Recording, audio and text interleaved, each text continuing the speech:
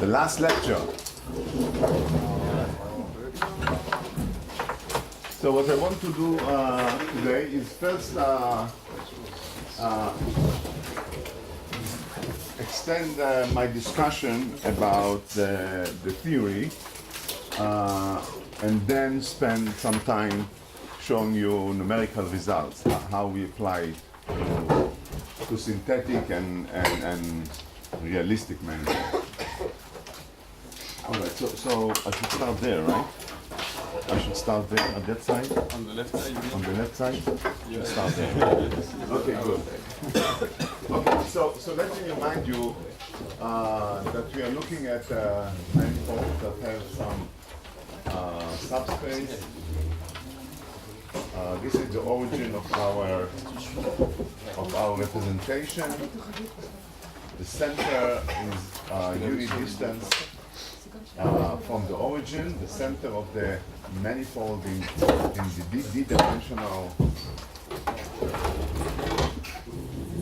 d-dimensional affine subspace. This is our manifold. So we have here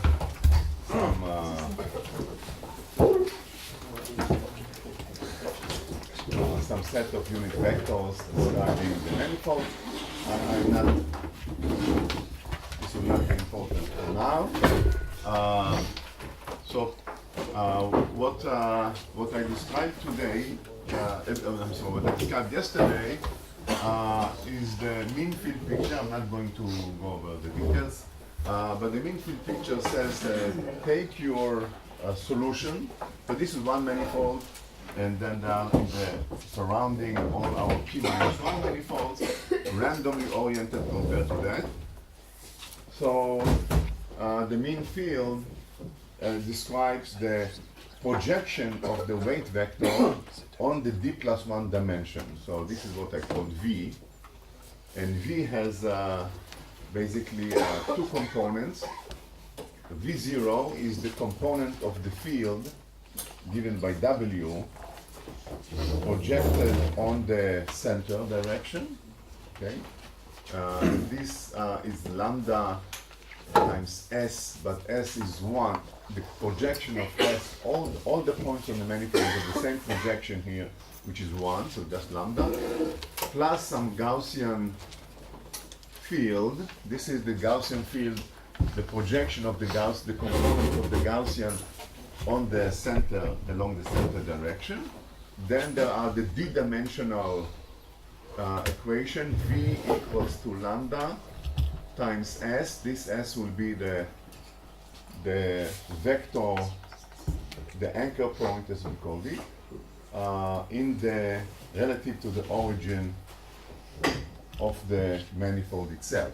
So it's d-dimensional plus the d-dimensional Gaussian vector in projected on the d-dimensional hypersphere. So I wrote it as d+1 dimension. Now I'm breaking it to the components along the center and the components along the variability of the manifold. So this is d dimension. This is the d+1 or the 0th dimension. So these parameters t0 and t are Gaussian.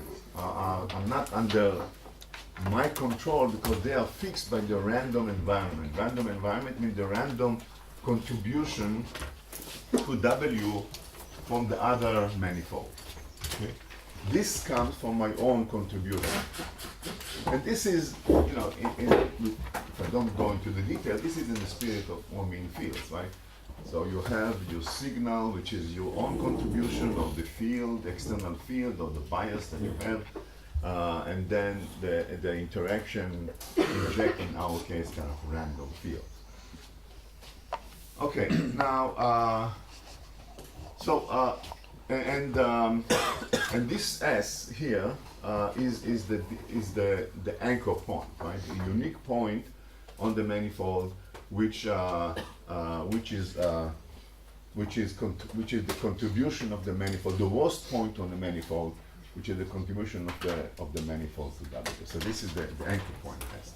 Okay, and this V, given the random environment, random fields, then V has to obey what I call the mean field Kuntake equations. I just repeat them pictorially. So first of all, the larger the V0 is, the better we are. With V0 is the field along the center. So that's, if there was nothing else, then this will be, has to be bigger than kappa, right? But that's not enough to be bigger than kappa, because there is the contribution from the variability. So altogether, V0 plus V dot S has to be bigger than kappa, right? So these are the Kuntake equations. So first of all, the fields on the, so V0 plus the anchor dotted with V has to be bigger than kappa, because this is the field on the anchor point. And secondly, the anchor point has to be the worst point. So S has to be the gradient of S dot V, essentially. Right, because this has to be the worst point. Okay, so basically these two equations with some has uniquely specifies these equations, and these equations uniquely specifies the anchor point. So I don't want to get into the details how you do it in practice for different manifolds. You can read in the paper. There is a numerical procedure. There is analytical study that you can do in certain cases. And I'm looking for my eraser, which is here. Thank you. But what I'm interested in the concept. The concept is, so now I'm looking from the perspective of the manifold itself. So now I'm in D dimension. Okay? So now I say for each random vector, which is actually a pair T0, T0 will be random vector in this direction. It's some number. T will be some vector here in the D dimension. So there are these two parameters, two random scalar and random vector. And then this determines the anchor point, which, I don't know, maybe here. Okay, S of T. S of T0 and T, actually. So the mean field gives us a precise procedure. Given some random vector, given the Gaussian vector here, it's mapped into an anchor point, unique point on the manifold or on the convex hull of the manifold. If it is square, if it is circle, then it will always be, S will always be in the direction of T because of symmetry. But if it's not, then you have to do the calculation, you find some angle, some point S. The important thing is that we have this mapping.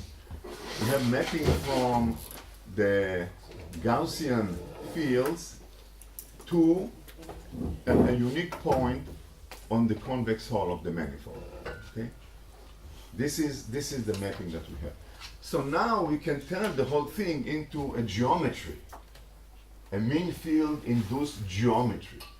So forget about capacity, but we can say, well, now let's sample different random vectors with a Gaussian measure that are normally distributed, and then average over moments of S, whatever we want. So basically, the mean field is inducing geometry, manifold geometry, by this mapping, through this mapping. You can think about this type of averaging procedure either, thinking about averaging this anchor point on all the manifolds, or think about my own manifold, fixing the manifold and relabeling or reorienting my environment, which will be moving my point along. So what happens is that, if I put, so the picture is very simple. I have, for a given T, I have this point. Now I sample another Gaussian T, this point will move, and perhaps at some point, this point even will go from the perimeter and will start to be, going outside, something like this, Depending, if T0 is very large, relatively large, it will be on the perimeters. If T0 is very negative, the thing has to be start to be embedded, so the point will actually go go statistically inside. But we can do the full statistics in principle. So this is what I mean by geometry. Okay. So now we have this anchor geometry, and we can compute from this geometry a few interesting things. First of all, we can ask what is the size, the effective size of the manifold.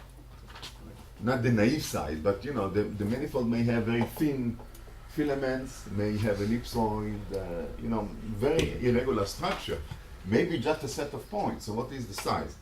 So the size will be what we call manifold radius, will be simply S of T0 and T in this case.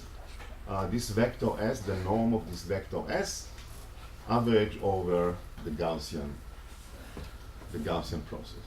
It's simply a very intuitive definition. Any radius is basically measuring the overall variability in a set. The question is what is the measure that you use? You use the measure on the outer, you use some measure inside, you use some other measure. This is well-defined measure given by the mean field. Okay? Is it clear? Okay? So I have a sample of these Gaussians fixing me an anchor point, another sample, another anchor point. I go through all this, I average, I get my average size radius. Now what about dimension? What is the effective dimension of a manifold?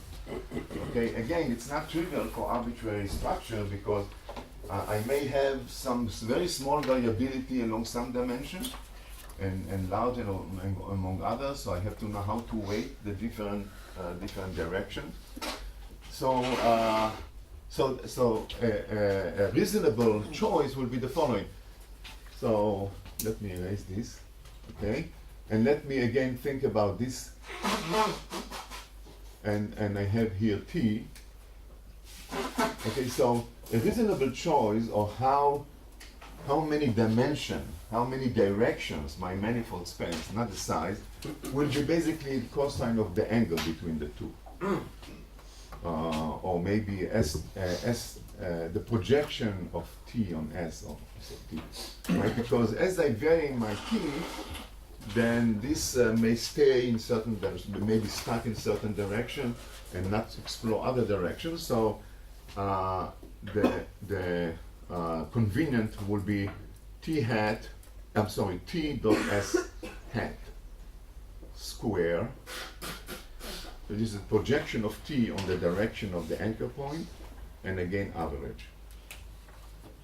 And it's easy to see that this always will be less than the subspace dimension D, because you know, if they are aligned, then it's just T square and Ti square. If T square is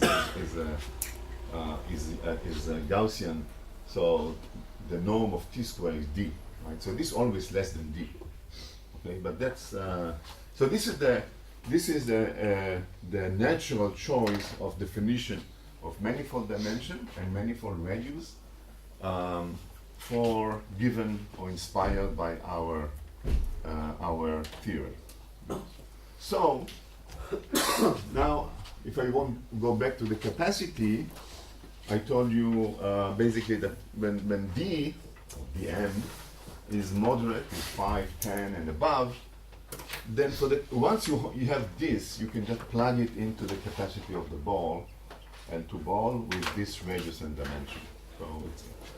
So the challenge is to compute the statistics, kind of second order statistics in some sense. But once you compute them, you can plug it into a simple formula for the capacity. Okay.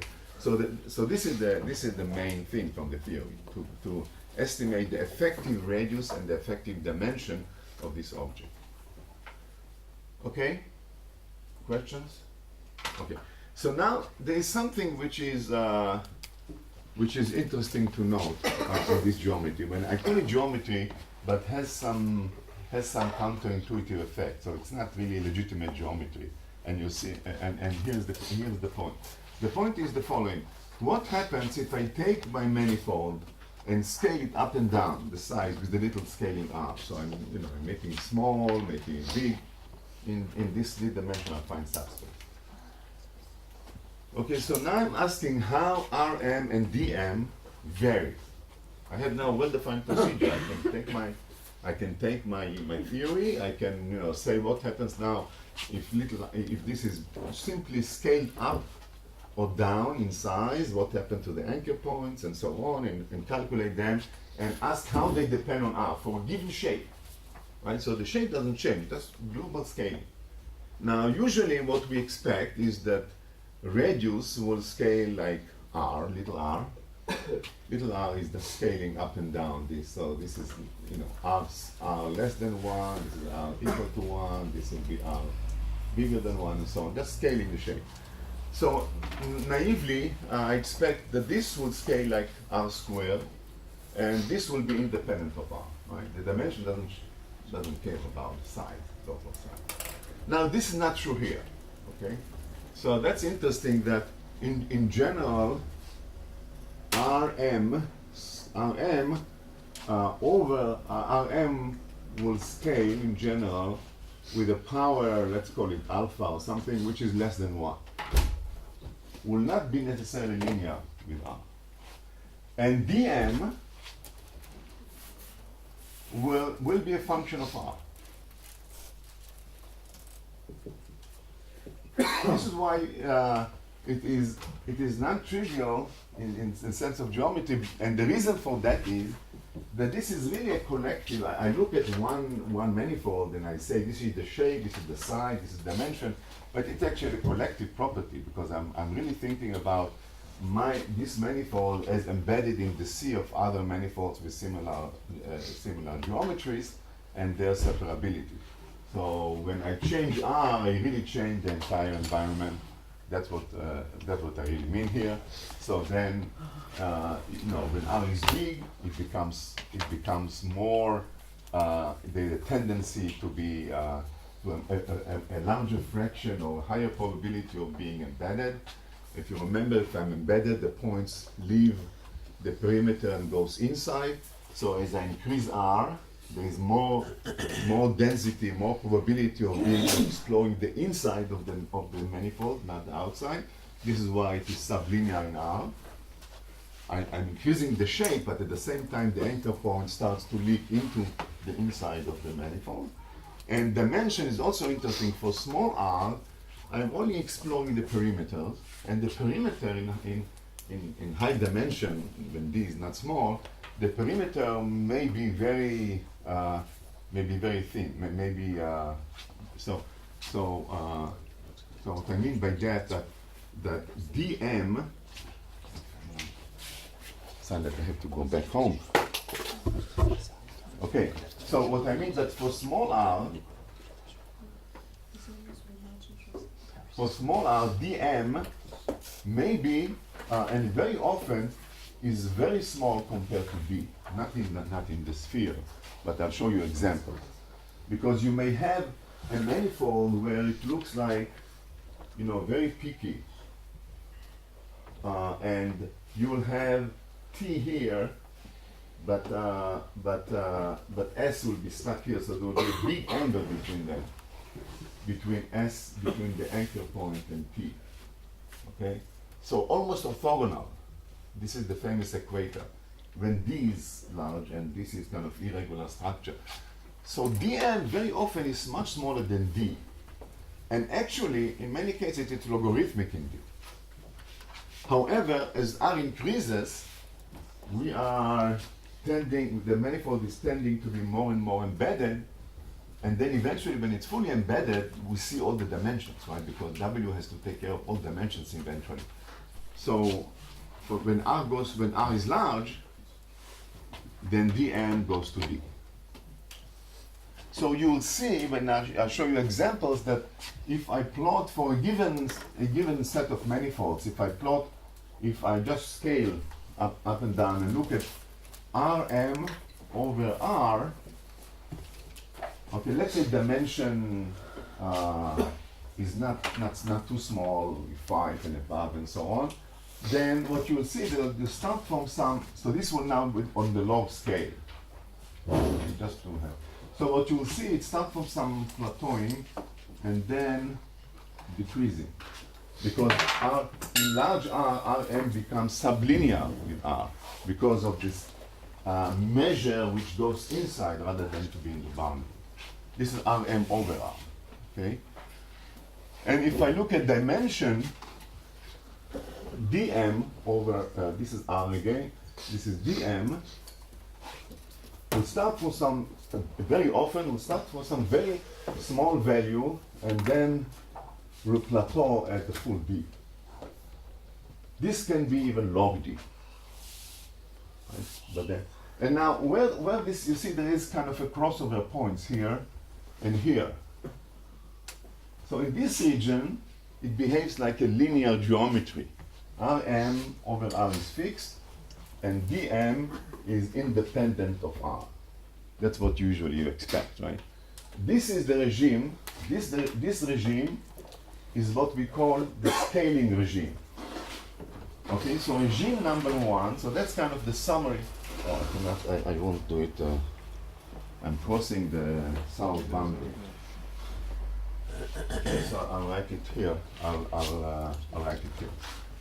So there are two important regimes, and that's very universal. Many examples that we do look at that, look like that. There is a scaling regime.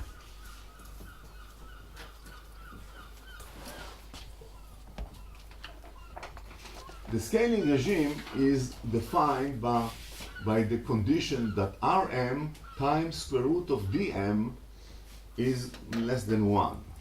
This is this regime here. That determines, this regime, but this product is less than 1. This is when you can call it the untangled regime. Why untangled? First of all, the behavior, the effective geometry is kind of what you expect intuitively. The linearity of radius and the invariance of dimension to size. And secondly, in this regime, so I call it kind of linear geometry, if you want,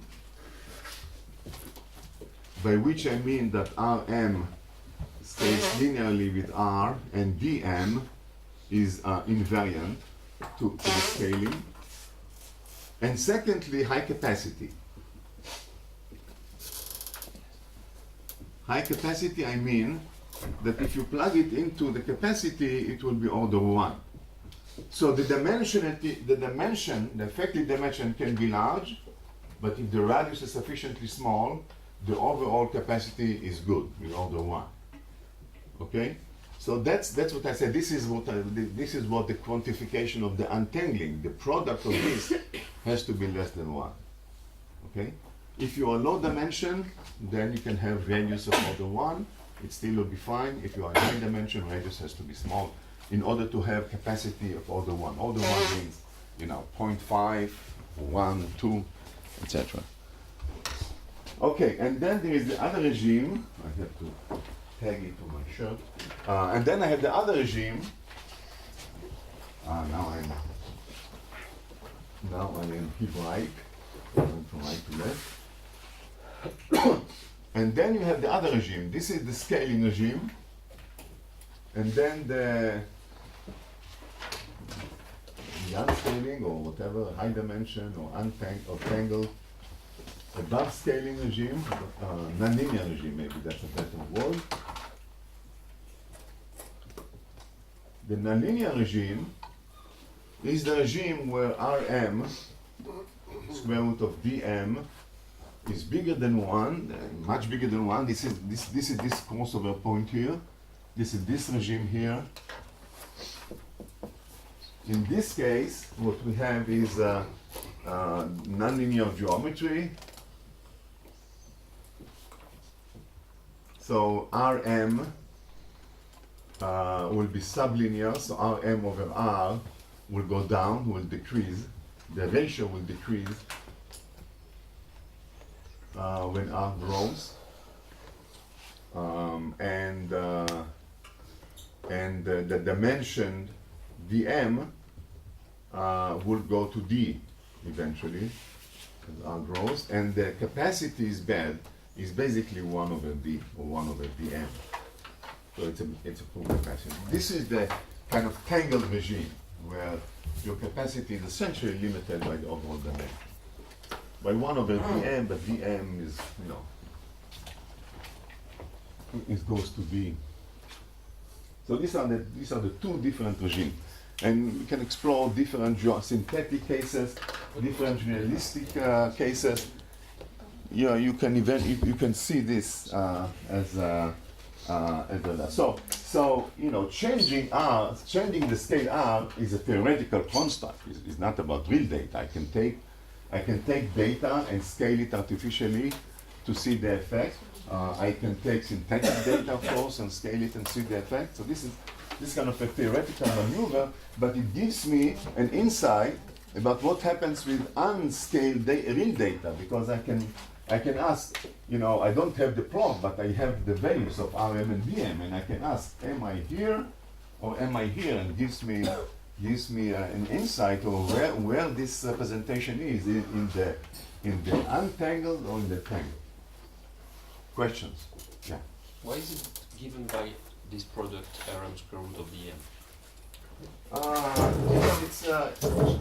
It's more complicated to explain it than I wish. But if you translate this to an effective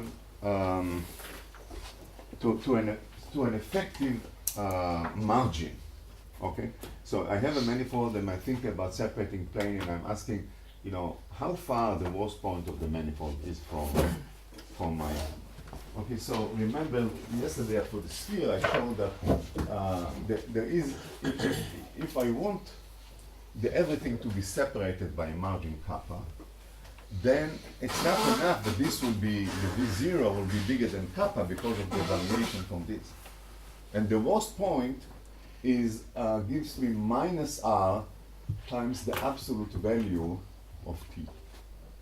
This is the contribution of the worst point from I have to push my field to be not larger than kappa, but larger than kappa minus D. This is, so if I have a manifold and I'm asking what is the radius, it gives me R, what is dimensionality, but now I'm asking what is the distance from the worst point relative to this will be R times square root of D. T is square root of D basically, it's Gaussian.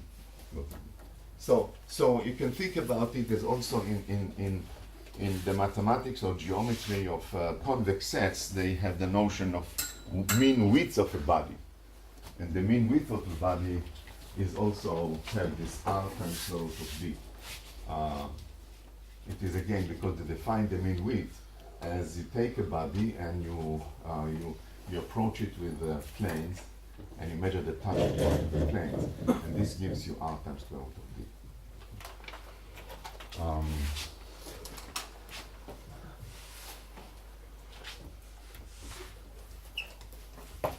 All right. So that's more or less the theory. There are extensions. If I have time, I'll discuss the extensions.